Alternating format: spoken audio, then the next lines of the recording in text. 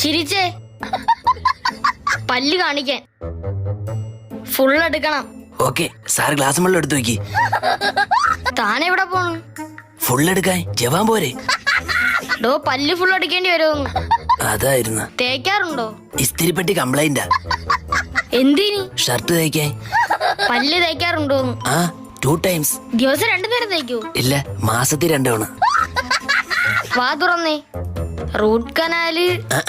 ഈ റൂട്ടിൽ കനാലൊന്നുമില്ല, ഒരു തോടങ്ങാണ്ടേ ഉള്ളു. പത്തനംതിട്ട റൂട്ടിലൊരു കനാലുണ്ട്. ആ കനാലല്ല, പല്ലിന്റെ റൂട്ട് കനാല്. ഇവിടെ വേദന ഉണ്ട്. ആ പേര്? മോണ.